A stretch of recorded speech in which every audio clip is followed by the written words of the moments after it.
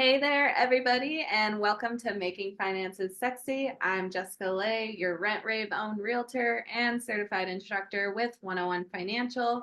Right here in the Valley of the Sun, it is my mission to help you transition from renting to homeownership, no matter your situation. I'm here to be your personal finance coach and first time home buyer specialist. And of course, we have Miss Rose Short. Hey, it's me, Rose, aka the Red Queen. I am a realtor here in the Phoenix Valley as well. I'm also CEO of Chronicle Luxury and a financial consultant.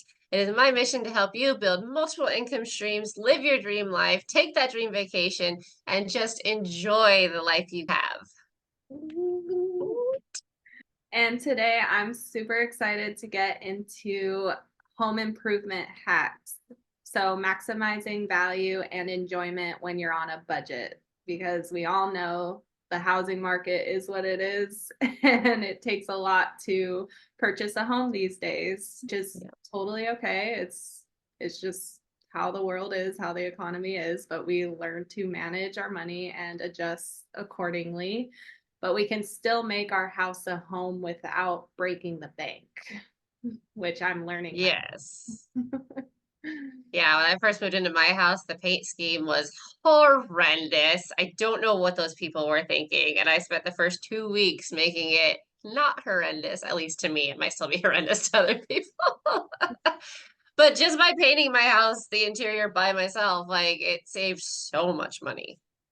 Yeah, so like we're tackling an exciting world of home improvement on a budget, whether you're a seasoned homeowner or just starting your journey. You know that keeping your living space updated, functional, and enjoyable can be a real challenge, especially when money is tight. But like Rose said, just slapping on a new coat of paint, that can make all the difference. And we'll get right into it. Some simple DIY tasks that have a big impact. The first one is paint, and then updating some hardware like the cabinet handles, some light fixtures, even some easy landscaping, planting a few plants or flowers, just things that are simple and are nice to look at. A big thing here at my house is my windows. They are horrendous and no curtains. Like, I don't know what happened to any of the curtains or the blinds. They're just all broken. So just getting simple like curtain rods and curtains really made a huge difference and makes it a lot easier to look at when we walk in the front door. Oh So, yeah.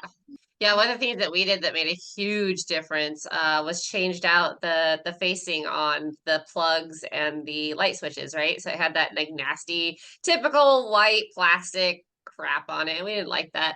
And so we switched it out for these kind of intricate, aged bronze looking covers that were like, $1.50 each. And yeah, there's a lot of them, so it took a little bit, but we did it in stages instead of getting them all at once. And that just because it matches my aesthetic and my, Victorian Gothic appeal, it just looks so much better to me. yeah, exactly. And do it yourself projects or DIY, um, you can see significant cost savings by doing the work yourself. And it's an opportunity to learn new skills and take some pride in your work. It's a little nerve wracking at first because I'm the type of person that's kind of like, I want to just hire somebody, get it done, be done. That's my impatientness as well coming out. But Yeah. clients like, no, I want to try it and do it myself. And so and I give him that opportunity because he's the type of person that loves hands-on working and learning things and figuring things out. And I'm slowly starting to come around to be that type of person that's enjoying it too. Nice.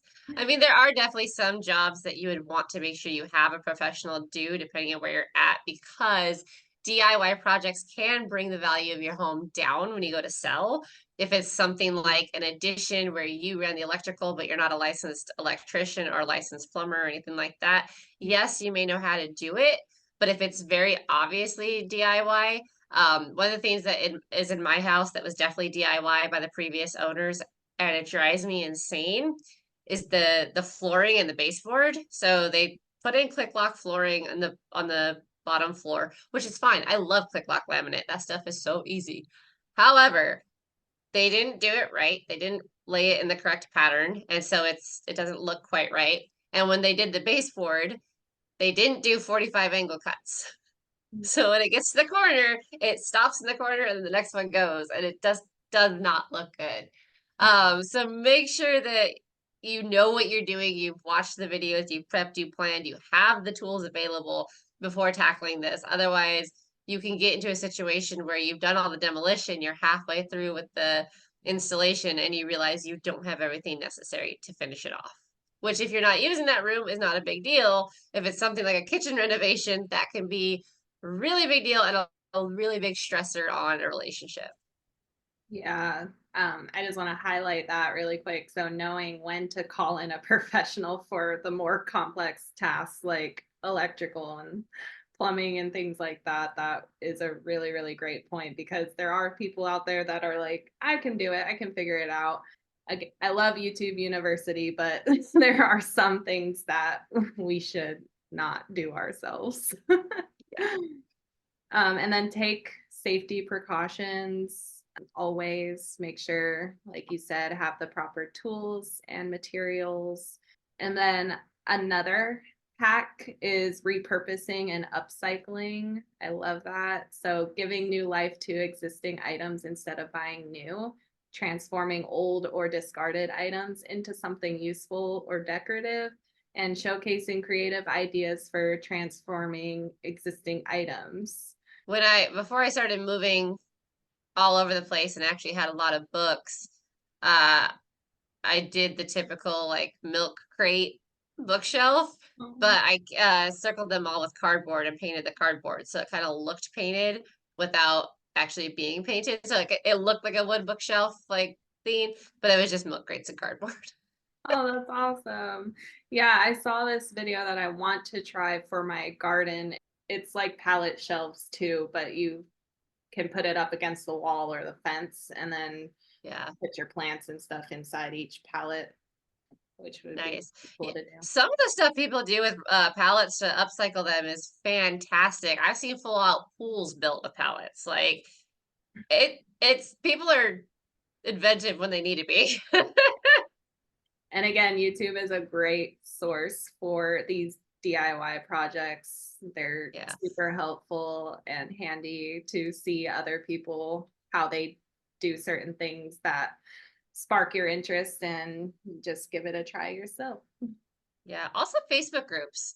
I know a lot of Facebook groups, it feels like you join the group and they're just trying to sell you something. But there's plenty of DIY type Facebook groups that you can join that has a lot of people who have been through it themselves who can not only help you where you're struggling, but also tell you lessons learned and tell you when probably not to, like you said, do it yourself and call somebody in. Yeah. And another great source is where we spend a lot of time are Goodwills. We love going to Yeah. Goodwill and we've gotten bookshelves. My mom's china has just been sitting in a box. We finally got like a china cabinet. It needed some touch ups and things here and there, but we definitely could. We did that ourselves and made it look like new again. And oh, that reminds me, you had a couch, right? That Oh, you yeah. and you can turn old furniture into basically new pieces with a little bit of determination. Yeah, fabric refinishing, you can always sand down wood and refinish it. Like, and the beauty of that is maybe it's a color you didn't like, right? And you can, or I've seen this happen so many times too. You start sanding down the paint with the intention to paint it a new color, and you discover it's a beautiful hardwood underneath that never should have been painted in the first place. And then you can just oil it and refinish it that way. So, yeah, there's plenty of things you can do with furniture that's just makes it like you wouldn't even think it was the same stuff. It's just so much fun. Yes. So I love repurposing and recycling because it is environmentally friendly. You're reducing the waste and promoting sustainability. You're saving money by avoiding the need to purchase new items. And then it allows for a unique, personalized home decor. And again, that creativity that we tend to lose as we get older. It's fun to bring that back to us and have fun with it. Sure. And our hack number 3, maximizing space and storage. Yes, because so often we have things that like we need, but we don't necessarily need them all the time. And one of the most brilliant ones I have seen that I cannot wait to build on my new property when I finally get it was collapsible kennels. And so it's basically when it's down, it looks like just chain link along your house, which isn't the greatest, but you didn't have to do chain link. You could do, wood, or you could do a facing on the chain link to make it pretty. But when you pop it out, it's like 8 kennels. Wow. So when you've got puppies and you need to separate because you're, doing whatever, you can put them in there. But when you're down to, 1 or 2 dogs, you don't need it. You just collapse it back down.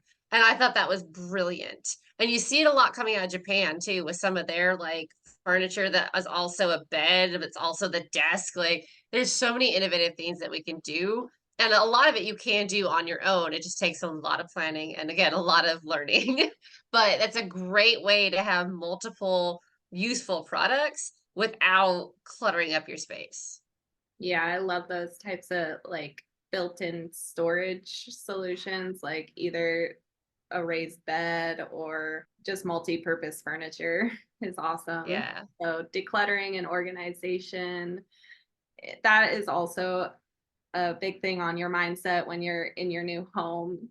When we moved in and, moving boxes and everything all over the place and you're kind of overwhelmed, like, I don't know where to put anything. It does a lot to your mental state, but just one thing at a time, start putting stuff away. It just opens up your space and makes it a more happier living environment.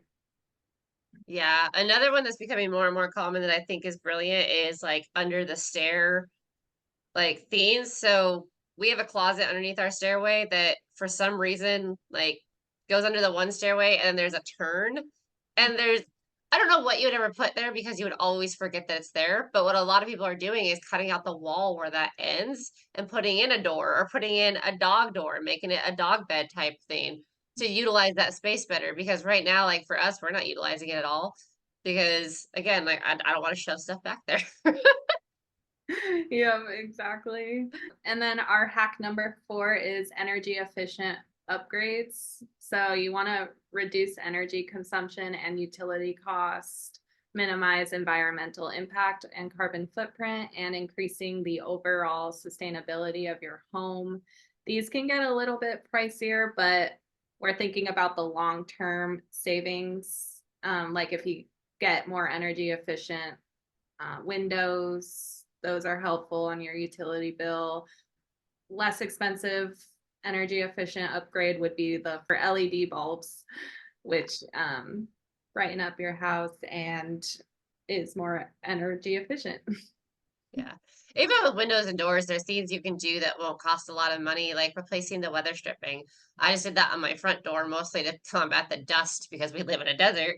But it's definitely going to help combat, all the refrigerated air leaving the house. Reclocking around the interior and exterior of your windows, if you know what you're doing, can definitely help because it'll seal up any potential gaps in the current caulk and just make sure you're not losing air out of those, which, you're not losing warmed air in the winter or cold air in the summer. Seal off those kind of gaps. Even your screens, like make sure your screens are in good shape and aren't all bent up and whatnot, because that can impede the track. Cleaning your tracks regularly can help ensure that, you're not getting any uh, air seepage, anything like that. And so there are a lot of ways, even with windows and doors, that you can up the energy efficiency without breaking the bank. Totally. And there is potential rebates or incentives from your utility companies or government programs when you switch to more energy efficiency in your house. Yes, for sure. So to wrap up, we've covered our practical, budget-friendly home improvement hacks that can help you maximize the value and enjoyment of your living space, from our simple do-it-yourself projects and creative repurposing ideas to space living solutions and energy efficient upgrades. I hope you found this information valuable and some strategies to inspire your next home transformation. Yes. One last thing I do want to touch on though, if you're doing something to the exterior, make sure one, if you have an HOA, they're okay with it. And two, make sure to check your building laws because we ran into it multiple times where someone's built a extension or a patio roof or something like that without getting the proper permits, without getting the proper zoning. And when you go to sell, that's going to be difficult to sell because the buyer is going to have to assume the responsibility for what you did without the proper permits. So absolutely make sure before you tackle anything DIY that could be a potential structure outside or structurally integral to the house that you have all the proper stuff in place. Definitely good point. And then approach your home improvements with a mindset of creativity and resourcefulness and the willingness to roll up your sleeves and tackle the projects yourself. It's not easy, but the outcomes are worth it. Yep. You're gonna get dirty, but it's fine. Mhm. I guess next week we're gonna talk about frugal food, as in how to do groceries, dinner, etc. on a budget. Yeah, we gotta eat. Yes, but that doesn't have to break the bank. Mhm.